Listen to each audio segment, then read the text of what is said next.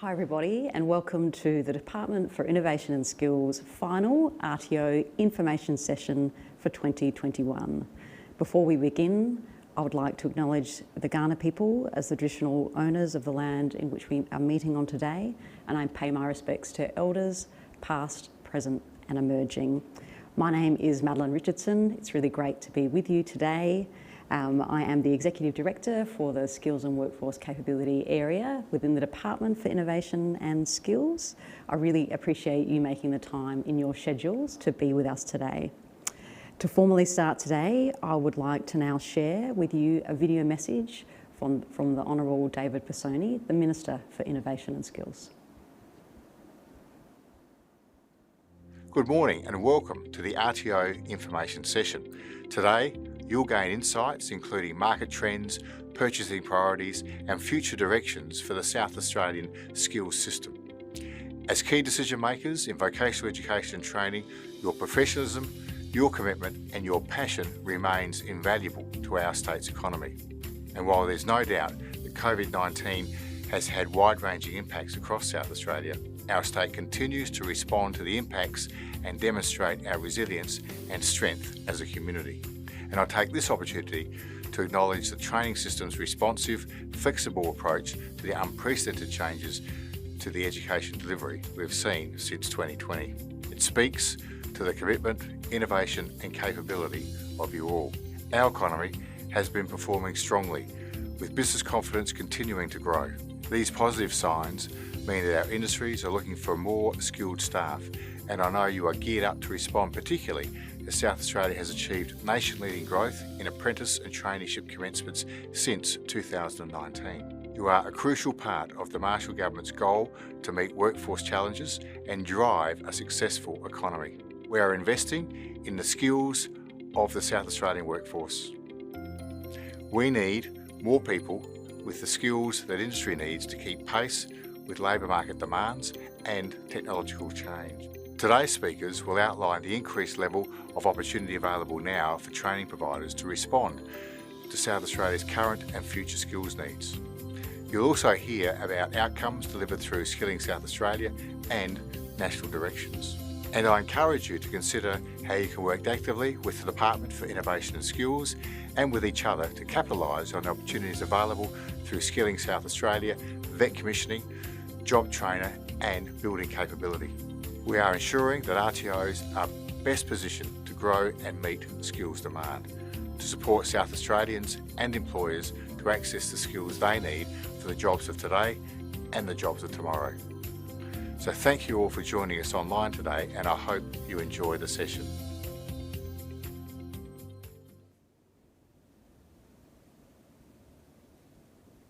Thank you very much, Minister. We appreciate your support and your message. So to also start today, I just wanted to recap on the purpose of our RTO information sessions. They're an important part of our ongoing engagement and collaboration with the training market. They aim to provide a platform for open conversations with training providers about current and future demand for skills and qualifications, strategic market development opportunities to meet emerging industry needs, and the supports available to grow training levels and utilise the flexibility of the South Australian training offer. Importantly, we also really want to hear from you. What is your perspective on these topics? What are your questions? What are your current challenges, whether they be strategic or operational for today or tomorrow? We want to hear your voice through these sessions as well. For our session today, We have two additional speakers that you'll hear from. Beck Curtin, the Director of Skills Policy Reform, will provide you with an overview of national skills reforms. Chris Zielinski, the Director of Skills Purchasing and Planning, will highlight purchase priorities and market development opportunities. Throughout the presentations, we'll be using Slido to capture your questions. Please go to www.slide.do, sli.do, and enter the event code #SAVET, which you can see on your screen now. Then enter your email address to join. For those of you new to Slido, simply enter your questions and upvote the questions that you'd like prioritised by clicking the thumbs up. We'll do our very best to get through those questions. We'll be ensuring that those ones that do have those votes move to the top and are answered first. Any unanswered questions, we'll do our very best to get back to you directly via email, and they will also inform our FAQs. For those of you that have provided questions in the past, we've captured those for those FAQs, and they are a really rich source of information. To provide a little bit of scene setting today, I wanted to talk also about a number of training market outcomes and achievements, where there are some underlying challenges and where to next in 2022. So turning to those training market outcomes, certainly as the South Australian economy recovers, we have seen increased activity in the publicly funded training market. Key outcomes over the last 12 months across the VEC sector included growth across community, health and trade qualifications.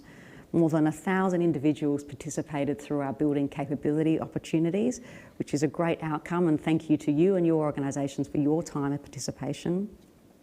We reached the milestone of over 200 Skilling South Australia projects. We've also seen 60 projects supported through the Training Priorities project stream, including examples such as a really important collaboration to support the employment of people with a lived disability in aged care settings. We saw 66 building capability projects supported, including, again, by way of example, a Train the Trainer project supporting the heavy vehicle industry. Also, over the last 12 months, we've seen new ways to enter the market through vet commissioning, through these sessions, through Meet the Buyer, and also through the launch of concierge services as well. There's been new products and opportunities available through COVID Clean, through micro-credentials, and also through JobTrainer. Under JobTrainer, since October 2020, we've seen nearly 14,000 people, young people and job seekers enrol in training. As you heard from the Minister, South Australia has also delivered nation-leading results through apprenticeships and traineeships, both through in-training and commencements as well. I know that these outcomes do not occur in isolation. They are dependent on resilience, adaptability and partnerships across the training sector. Your collective response as providers to support the state's economic recovery is a testament to your commitment and professionalism. While many new initiatives have provided opportunities to expand, we know from our market sounding that you need lead time to capitalise on new opportunities, to find qualified staff, to develop materials and resources, and advertise as well. You also told us that investment decisions need to be informed by certainty about funding and future directions, so you can make good decisions about what's best for you and for your business as well. This feedback is really front of mind as we consider how we support the training market to grow in the future, to deliver and lift the skills levels we need to support the state's development of a skilled economy. We're also incredibly committed to ensuring that we achieve the best outcomes from training. One metric to look at in this context is our current rate of completions. For those apprentices and trainees that commenced in 2016, South Australia's completion rate sits at around 55%. For students, more generally, who commenced in 2019, the completion rate is around 51%. Whilst there's some comparability with other jurisdictions in this space, it's important to pause and understand why. For apprentices and trainees in particular, the National Centre for Vocational Education and Research tell us there's a range of factors that impact our rate of completions. Employment-related reasons such as changing careers, losing a job, or not getting along with the boss are the leading reported reasons for a non-completion. These factors are followed by training-related and personal reasons, such as a lack of interest or support, not being happy with some of the training, or health reasons or personal reasons, such as moving or other illness that somebody may have been affected by. Alongside those completion insights, and noting 2016 as a starting point there, so some of that lag in that data, it's also important to look at a range of other insights. In particular, that 61% of government-funded government-funded vet graduates in 2020 reported improved employment circumstances after completing their training. Also, that almost 90% of government-funded vet graduates were satisfied with the overall quality of their training. And also that we've seen employees' use of the vet system, in particular accredited training in South Australia, is increasing. So what can we take from these insights? From my perspective, it helps us to understand the multiple drivers of non-completions, the importance of the right fit, supports and relationships from the outset, that most graduates are satisfied, and the significant role of vet in our economy. Also, and importantly, that we have an opportunity to grow these outcomes with a strong shared focus on sustaining quality, understanding better those key transition points, and ensuring the vet offer is really well understood. There are services and supports available to assist providers and students help reach their chosen destination. These include learner support services, travel and accommodation allowances, skills advisory services as well, to connect industry and employers with a wide range of supports that are available. As many of you would be familiar, the Commonwealth offer a range of supports, including the completion apprenticeships wage subsidy, and many of you would also be familiar that the boosting apprenticeship commencements wage subsidy is in market until March next year. Your continued focus on training outcomes and support for your students and partners all translate into ensuring workforce needs in established, growing and emerging industries can be met through the talent available, increasing skill levels in our economy and supporting growth and productivity, opening up access to skilled career and job opportunities that help individuals and communities thrive. And finally, looking ahead, looking over the horizon a little bit, there is a lot to be proud of, and I hope you feel the same way as well. We are really well positioned to build on the achievements and insights gained. I recognise that many of you are actively considering additional readiness in anticipation of changes to our border restrictions from next week in your capacity as a provider, as an employer, and of course what it means for your community. Staying up to date with the SA health advice, adjusting and adapting delivery models, and active communication remain central to our collective readiness. We will continue to work in partnership and through market sounding and engagement to understand change, challenges and opportunities. We'll also continue to forge strong relationships with RTOs and industry partners to ensure we can navigate the changing vet landscape together to deliver key outcomes for the state. We of course continue to welcome your ideas and your insights into the opportunities before us to drive strong outcomes. This is absolutely an ongoing conversation and collaboration. We value your inputs and I encourage you to contribute at every opportunity. It is now my pleasure to welcome Beck Curtin, the Director of Skills Policy Reform, to the lectern to provide her presentation to you today. Thank you, Beck.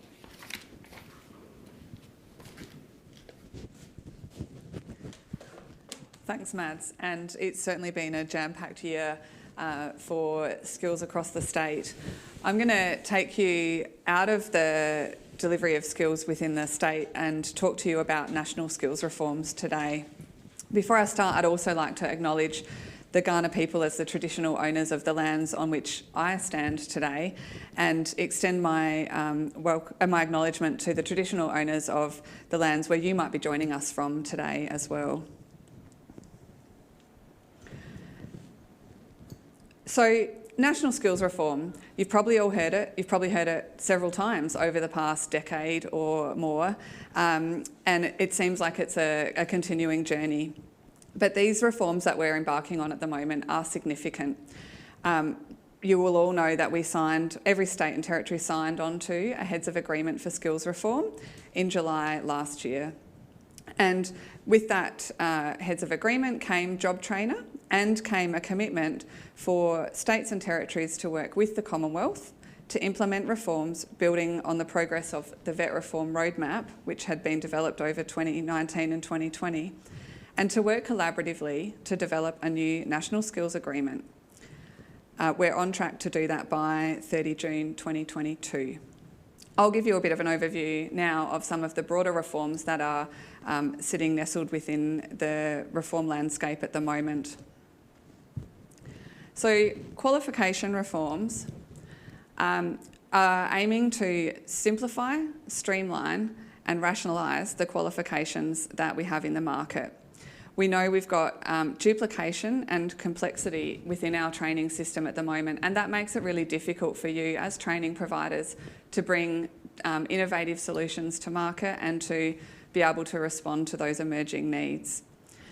The new qualification model will build on have new building blocks of occupational standards at the job function level rather than the units of competency that we have today.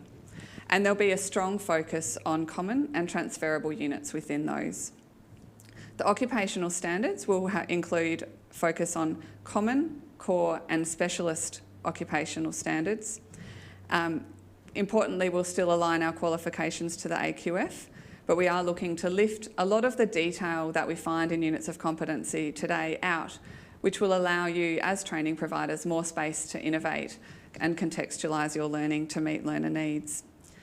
And we're looking to establish a formal role between industry and educators in developing the training standards that will take us forward.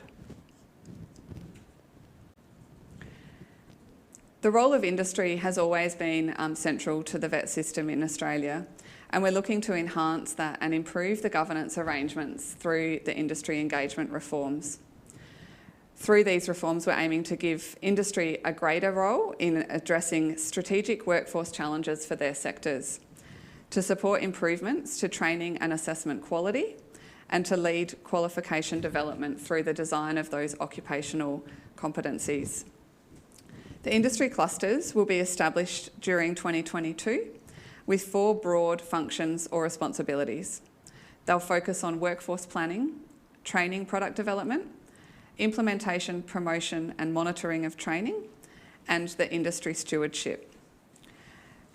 We've been working for some time across governments and with some advice from industry, and have come up with 9 industry cluster groupings made up of related industries, and these have been proposed to market.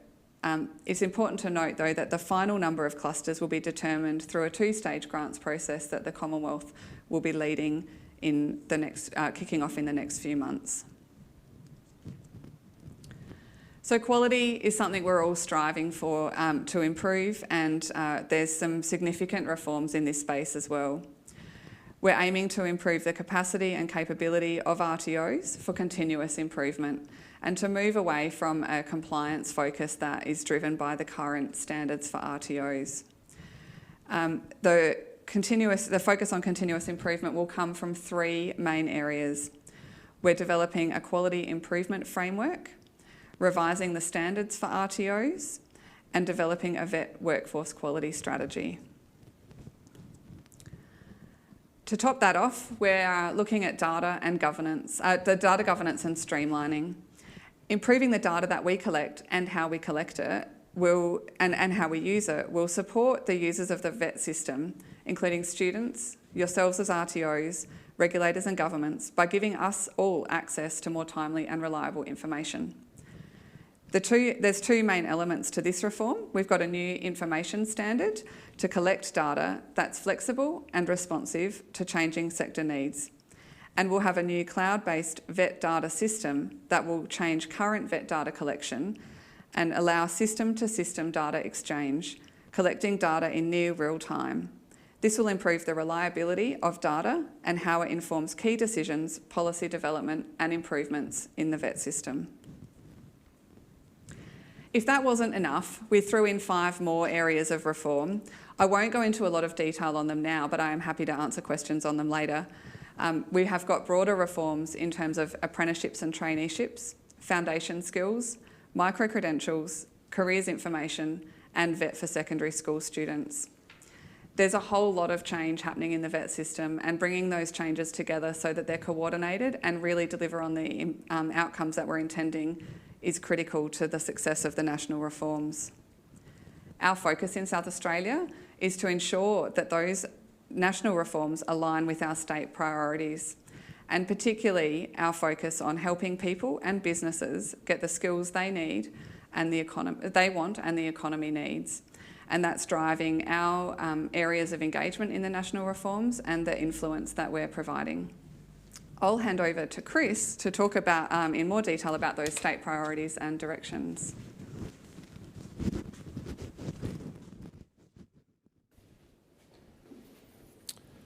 Thanks, Beck.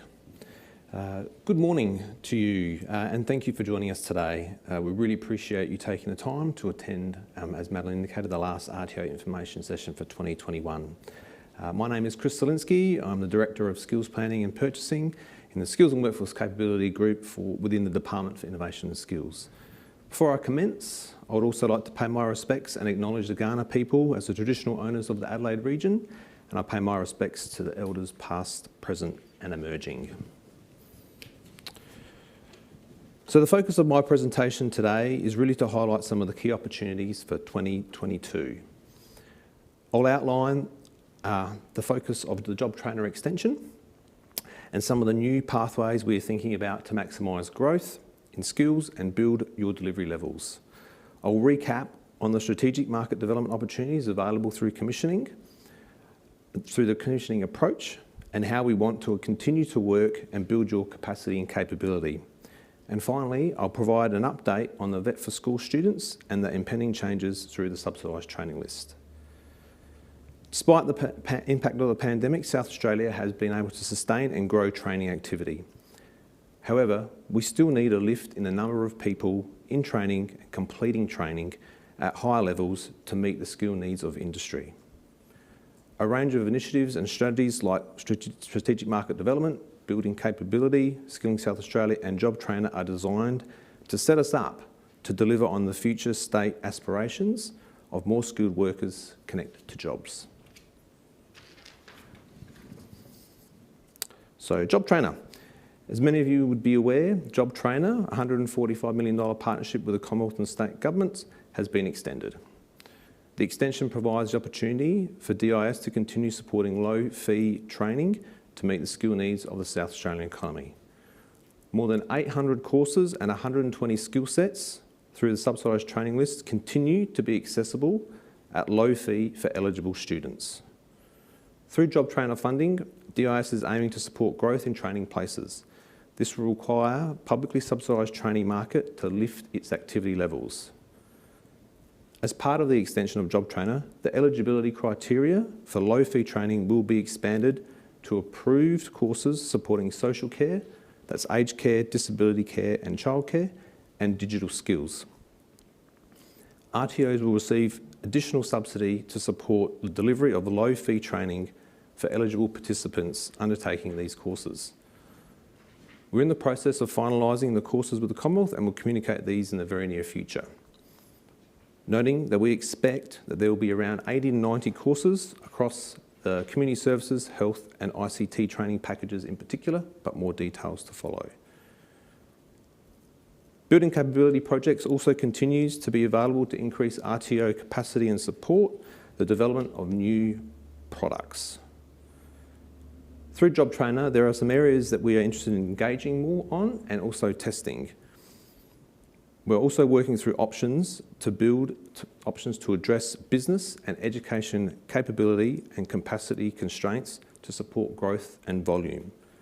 Particular areas of focus include quality work placement, transition supports to further education and employment, and course combinations like Courses Plus, which I'll talk a little bit more about in a minute. We will look to engage in targeted conversations over the coming months with RTOs to help shape these initiatives.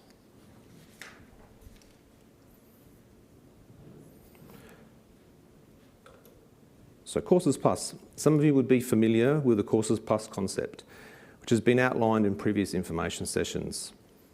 This slide provides an example of a possible Course Plus pathway from a preparatory to specialist pathways in aged care.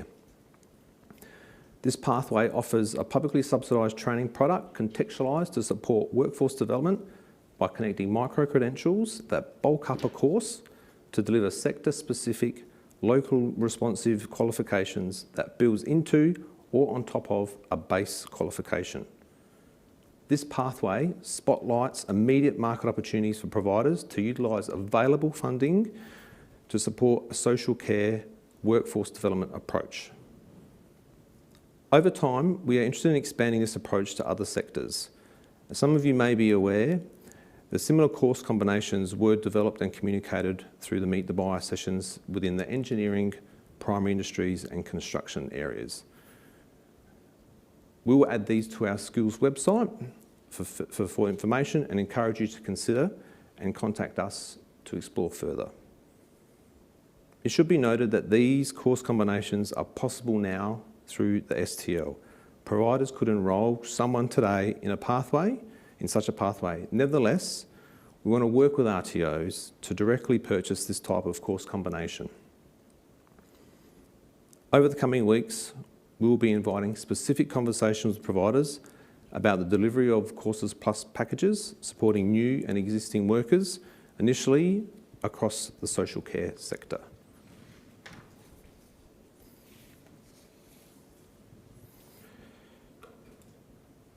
Over the last 12 months, through forums like this and Meet the Buyer sessions, I've highlighted strategic market development opportunities in key growth sectors such as primary industries, health and community services, engineering and building and construction. These sectors were in focus for vet commissioning as they reflected high levels of projected job openings over the next 5 years, have ongoing demand for skills at every level, and in some skill areas there is significant unmet demand for skills that will continue to grow with the economy. As the purchase of skills for the state, we are seeking to lift training levels. We want to invest in South Australians. We want to invest to ensure South Australians have the skills they need and the industry wants. While having a strong focus on growth, sustainability is also central to our thinking. We have and continue to expand our investment in skills across all levels, supporting pathways, industry entry, upskilling and broadening. We want to support learners to access high quality entry pathways that lift skills above a minimum requirement and expand the skills base through skills deepening and specialisation. This focus complements our commitment to manage growth and building depth and diversification in the market. To support ongoing discussions around strategic market development opportunities, we are continuing to offer the concierge approach to RTOs who are interested in having further conversations with us about building their capacity. Just as a reminder, I thought it was worth just recapping on the concierge approach, which was introduced to support vet commissioning. Concierge aims to bring together timely, relevant and tailored information and supports to RTOs to achieve a shared goal with the department. This approach is a way of working together differently, recognising that it can sometimes be difficult to navigate the opportunities and supports available to you and your business while running your business. Concierge is an opt-in proposition. There is no obligation to participate and it will not impact on your ability to access other initiatives separately. This slide illustrates the service and possible progression and options. A range of RTOs have and are being supported by this service, and I encourage you to partner with us. We're particularly interested in engaging with RTOs through this process to support the Courses Plus approach.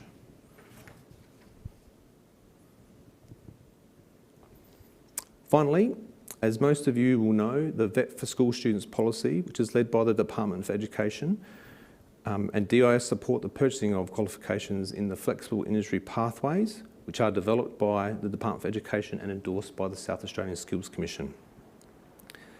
The new VETRO, or Vet Readiness Orientation process, is now being implemented by training providers and schools for students commencing in subsidised courses from 1 January 2022.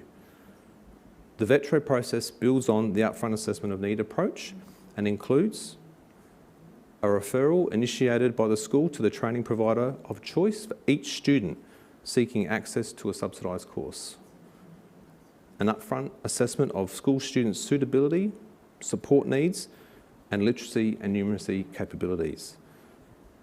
And finally, agreement between the training provider and school on the provision of those supports prior to acceptance into a course. The introduction of VETRO now means school students with more complex support needs can be provided with access to learner support services where assessed to need it while they are in training for up to 3 months post the course.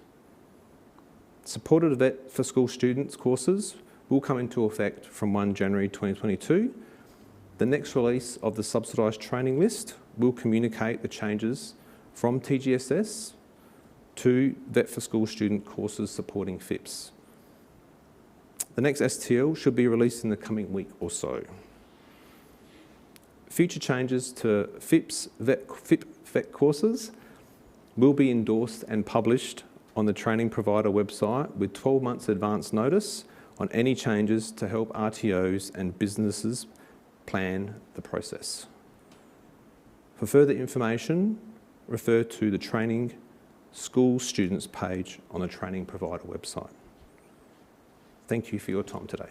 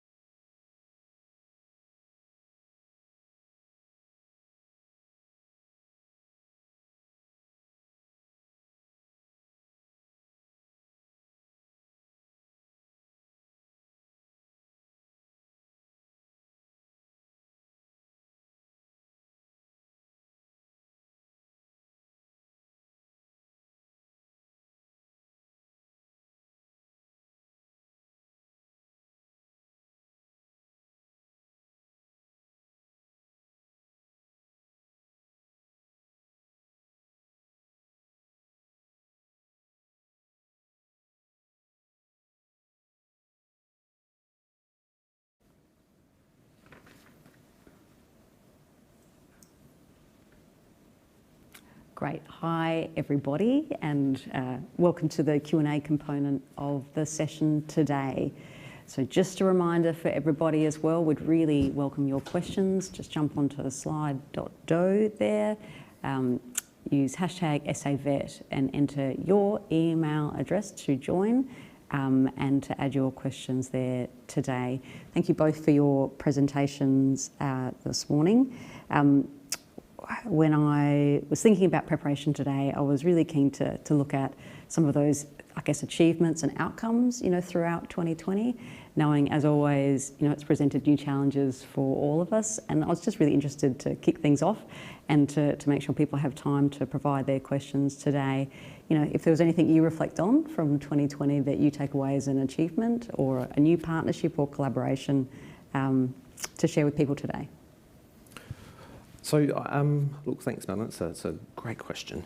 For me, I think the increasing interaction with RTOs, particularly through business capability and the professional development, was a big success and a real big step forward this year. And it's really great to see that increasing interaction with the vet sector workforce. I found in particular the Vet Talk session, which was part of the Vet Educator Week, was very inspiring, and it's great to hear from practitioners about their practices and their learnings and how they can share that with other RTOs. So that's probably a highlight for me across the vet system and how we've been able to engage RTOs and really get them involved. that certainly was. Hopefully some of you got the opportunity to either be in the room or join us online for the Vet Talks, not TED Talks, Vet Talks. Vet Talks, that's right. That's great. Different colour spot. Different right? colour spot. Was there a blue spot? But it was the power in the presentation, and I also admire the variety of the presentations and that capacity to provide their story and those insights through that format as well was fantastic. Beck, what about for you? Look, Mads, I think for me it would have to be the introduction of the new South Australian Skills Act and providing that landscape for the modernisation of the skills system in South Australia. And most people probably think of the Skills Act as focusing on the regulation of apprenticeships and traineeships, but the new Act does some really important groundwork in terms of broadening opportunities for how we can meet the emerging skills needs as we move forward, and providing that stronger system governance and oversight for the vet system to make sure that we've got good information coming into the department to inform our decisions, and that the establishment of the new South Australian Skills Commission combined with the stronger outreach to RTOs and engagement with RTOs that Chris has talked about are positioning us really well to pick up when the national reforms start to become live for us, to be really well placed to deliver on those as well. Yeah. Couldn't agree more in terms of what that provides as a platform for the future as well. So again, just a reminder to jump on and provide us with your questions today. One of the other questions I had that I thought might be really helpful for our audience, Chris, was what would be your top, 2 or 3 tips or top tip if somebody was saying, hey guys, that's great that all those opportunities are there, but what is the single best place to start? Where do I begin if I want either a partnership with the department or if I'm interested in kind of growing my training offer? Yeah, so the simple answer is just contact us. Okay. Get in contact, have a conversation. Look, happy to. There's a range of information through our website that can help sort of navigate some of the things that need to be in place and the process you have to work through. But I think the starting point, I reckon, is to encourage you to contact us and let's have that conversation about how you like to contribute, build your business, expand delivery to deliver skills. Yeah, that's great advice as well. Look, I also just want to acknowledge that we have had a tech issue at the start of the session, so I'm aware that not everyone was able to join at the beginning, so my apologies for that technical issue that we've experienced. We will be in contact with you to provide you access with the sort of presentations and the information today. So in terms of in relation to the question there about will it be available to you, the answer is yes, and we will we'll find a way to make that happen as well. So again, I can only apologise for any challenges experienced there. Another question that has come through is about JobTrainer. So you touched on that, Chris, in your presentation. The question that we've received there is it continuing in South Australia? And the short answer is yes, it is. So from 1 October 2021, the continuation of JobTrainer following the announcement by the Commonwealth Government. So we are now in the expanded JobTrainer. So it is continuing and low fee still on offer for young people and those unemployed, and has been expanded to the social care and digital courses, which we'll provide further information on very soon so that providers can adjust their business. Great, thank you. And what's the best place to find some information? Yeah, so on our website, on the provider website, the skills website, I think if we haven't had it already, apologies, I linked it into one of my slides, particularly around the Vet for Schools, but through our provider website, there is a section there around JobTrainer, part of the delivery, and you can see a whole range of information from, I guess, the policy settings and the purchase settings to other available Q&As and FAQs on JobTrainer. Great, thank you very much, Chris. We've got another question that's come through today as well about partnerships. So whether we're considering RTOs partnering with existing businesses to deliver, and what a sort of, I guess, good partnership looks like, I guess what are some of the considerations there? Chris, are you able to provide a response to that question? So for me, I guess that's it's probably case by case and specific to the organisations that partnering together. Do we encourage that partnership? Absolutely. I think encouraging the partnerships with RTOs working together, consortium approaches, connecting with employers, I think is key. So we do encourage that partnership approach. But I wouldn't be able to provide any advice on the ideal partnership split. So it's an interesting one. I reckon it's one to consider as part of your business planning and also your due diligence on any partnership arrangement. Absolutely.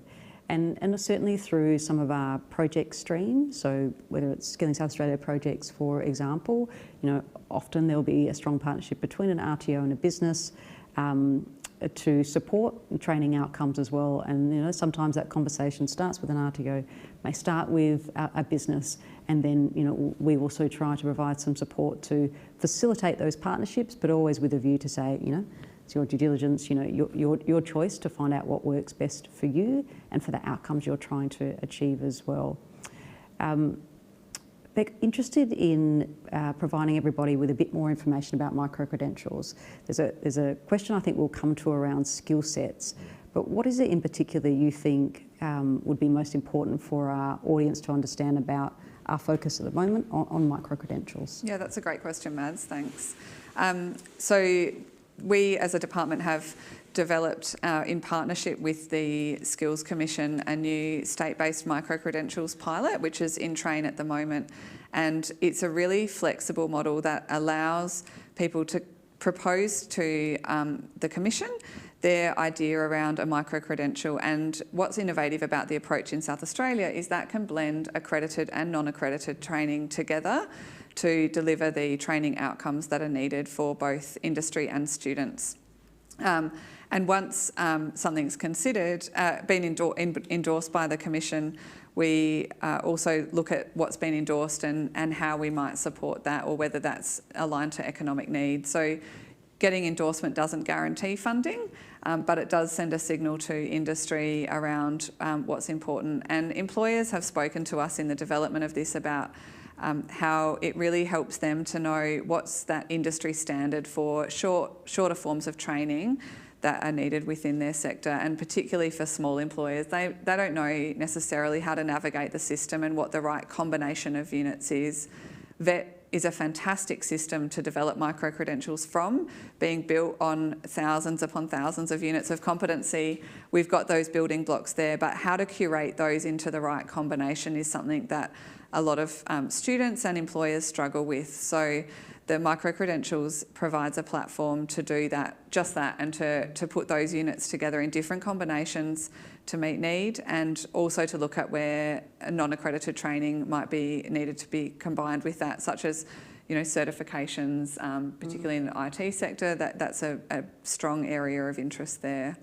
In terms of the focus on skill sets, I think through JobTrainer that's opened a lot of opportunities for us to look more at how we fund shorter forms of training and skill sets, and I might hand to Chris to talk more about that. Sure. So, yes, JobTrainers provide opportunity to support and deliver skill sets, nationally accredited, but also local skill sets that were developed through engagement with industry skills councils. It's a relatively, I want to say, new space, but previously a lot of the activity that was supported were qualifications. And qualifications based, so having the flexibility or the opportunity to support skill sets has opened up, I guess, providers to think about how they deliver those and manage them within their overall business. There's been a slow increase in take-up, and so, the Courses Plus approach that I sort of outlined is an opportunity to try and combine that with the courses to try and really grow that activity and support a sustainable, business model going forward. Apologies. I'm going to give you time to breathe, but I've got to follow up. But Beck, we've just got a question about, in relation to micro-credentials, what's the best place to start? Who can we talk to? And maybe just recapping on that, I guess, the blended approach you spoke about. Yeah, no worries. So, look, you can either call, we've got a product development team in the department that can help you put those micro-credentials together, or you can speak to the Commission if you've got a direct contact in there. So There is no wrong door in terms of how you can come in and talk about micro-credentials. There is some dedicated people that are experts in product development and product design and know how to really tease out what are the best units that you've got there that can meet your need. And quite often we do hear from people saying, you know, there's no product out there to meet my needs, but when you start to unpack it, there's units that can meet people's needs. It's just the wrong combination, or they don't need that full qualification. So that team that we've got in the department can help you understand whether there is existing product in the system that can be repackaged in a different way to meet your need. But no, to the question around does it need to be accredited? No, it doesn't. And micro-credentials do have that accredited and non-accredited approach. They can be completely non-accredited. There are different funding rules, however, when you get into that. And I don't want to get into too much detail, but again, that product development team can help you navigate that, that path there. And that team can also assist with development of new accredited courses if that's the path that we determine in partnership with you, that you determine is the best path to go down for your course. Yeah, thanks very much, Beck. And I think that just really speaks to that there's not a lot of set and forget here, right? It's a constant iteration. It's, you know, there's constant conversations within the department based on your feedback, based on those the engagements that we're having, that is about what products are best servicing you as providers, industries and the changing nature of demand as well, to make sure that vet offer can be really responsive to that, as well as looking at what are the complementary products or training requirements that sit alongside that too. So it's micro-credentials in particular are really helping to deepen those insights. Just coming back to Courses Plus and a little bit, Chris, I'm conscious that some people may not have heard when you spoke to a bit of an example about what could be linked. You're able to kind of bring that to life for a little bit to say, all right, what's an example of a combination under that Courses Plus umbrella? Yeah, so look, and obviously there's a question around that particular around, is there any limits? So really open to exploring the opportunity, and I guess there's flexibility there. So as I indicated, a lot of the courses are currently available, courses and skill sets through the subsidised training. So providers should be thinking that way now, I think, to try and see how they can package it up differently. I guess really supportive of if there's a package that can be above a minimum to lift skill levels overall. And so I think, just by way of an example, there might be a local skill set as an entry or a pathway piece that someone can be involved in and deliver to. And that might then lead on to a skill set or a course, example, cert for an individual support. And then there might be a higher level skill set that you might want to add on to the end to provide a complete package, or through the journey that an individual takes as part of their skilling requirements. So really flexible. There are a range of skill sets and also courses that we want to see packaged together. A lot of the work to date has been in the social care, so we're open to thinking about how that might be expanded to other areas in particular. Great, thanks very much. Thanks very much, Chris. And again, this is where your insights are really important. This is your business. What are you, or maybe already doing that looks and sounds a bit like what we're talking about? Are there those complementary components that you have been putting together to provide that great outcome for that student, or for what your employer partner is saying, hey, I need this at the beginning or the end to deliver, to deliver for their workforce too. So whilst we've got some ideas about what we think could work under that Courses Plus idea, this is where we need your feedback as well. So a really good question, or a couple of good questions I think that are probably related there, about the support for consortiums and partnerships, and also about concierge. So the concierge service is absolutely there to I guess provide a door in for a conversation about opportunities for partnerships and consortiums to deliver training, to increase the delivery of training, to support delivery in remote areas, or to key cohorts. So we absolutely, through the concierge services, welcome that conversation about what partnerships or consortiums may help deliver those outcomes and support quality training, support accessibility, and meet local needs as well. Is the best door in to get access to concierge just to jump on our website or go to providers.skills.sa.gov.au? Is that the best way in? Yeah, in through the building capability area within skills website. Historically, we've, through the commissioning approach, have done an EOI for the concierge, but it also can be accessible through the skills website and building capability. So there's a common theme here: jump online and check things out, and also always you can get in contact with any of us. And Beck's spoken about some of the key teams that we have across DIS, really focused on some of the topics that have been raised today as well. We've got a good one here. Who can apply for DIS funding? No one. No. Look, so it's a good question, and so a lot of our initiatives are focused around RTOs, but they're not limited to RTOs. So we also have a range of other project responses and programs that are accessible to businesses, community centres, and the like. So encourage you to partner with employers and also other organisations. From both a project context but also a delivery context. We're very open to having those conversations, but the simple answer again is on our website. It's clearly it outlines who can apply and how you can then, the process you go through to try and get access through to some of the initiatives and project activity. Yeah, thanks Chris, and certainly at the moment there's Skilling South Australia projects, there's training priority projects as well.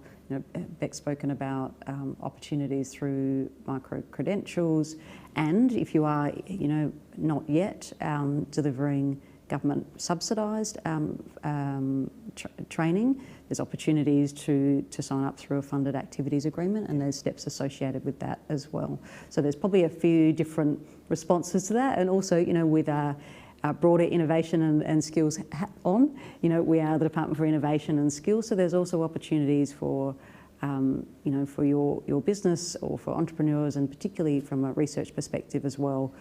So there's the front door in through the skills website, but also thinking more broadly from a DIS perspective as well. Okay, we've got a little bit of a technical one here, which is about how course funding is determined. Look, I'll let you fight amongst yourselves for this one.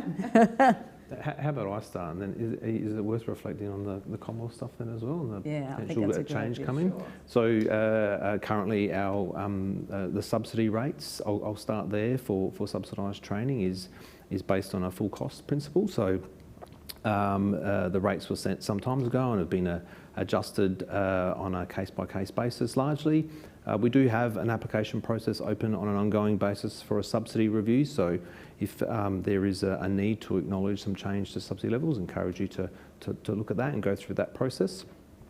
But primarily the training subsidies are around a full cost attribution basis. Funding within our projects is pretty much based on what support services and I guess the outcomes we're trying to achieve, and can be flexible within the guidelines for particular arrangements.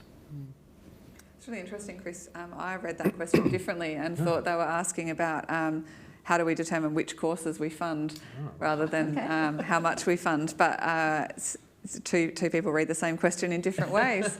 And so I think just on that, there is the STL, but if there are courses that you want to fund, particularly where there's a strong evidence of alignment to meet business need or to meet student need, again, you can get in touch with the concierge service or with the teams in the department, and we can have that conversation. There will be some changes under the new national funding agreement to both how we determine what we fund and how we fund that.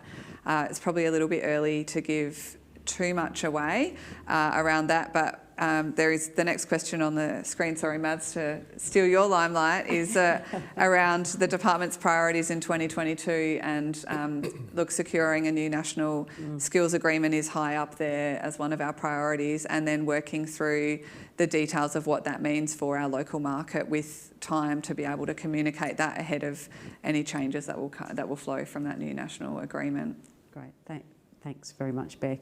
And to that question around priorities, I think we've spoken a lot today about how support for training is incredibly responsive to the current conditions, right? And so I think going forward in 2022, that's absolutely what we'll continue to be focused on.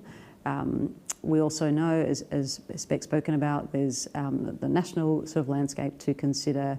And, you know, what do we take away from 2020 as some of our biggest learnings is a really important part of framing for 2022. Absolutely support for people having access to training that best meets their needs, that is best aligned with what industry are saying is important for growth for the future as well. Training contracts are absolutely a part of that mix going forward as well. So I think we might have time for one more question there. So there's one that's got a little bit of an upvote there around support for RTOs to deliver in regions and tailoring some options for growing delivery with DIS. So I think we probably touched on today that there are a number of avenues in to support expanding your delivery. In particular, I think the building capability projects is probably an important place to start there, to say what's important, where you're looking to diversify, where you're looking to grow, what would it take for your business to step into or to expand that in particular into regions. And we would certainly know that there would be different requirements to make that really successful, and then there may be in a metropolitan context. So my advice there would be to come and have a conversation with us. And in particular through building capability, let's talk about what your interest is, and that I guess that degree of responsiveness is about tailoring support to meet your needs as well. Okay, was there anything you wanted to add to where their support might be for that, for the regional context in particular? So not so much in addition to the BCP, which I strongly encourage through the concierge approach as well. But just to note that through the subsidy that's provided for the delivery of skill sets and courses, there is a regional loading associated with it. So when you're doing your business case or working through the process to see how you might go out and deliver more in the regions, it's worth just keeping that in mind as well. Yeah.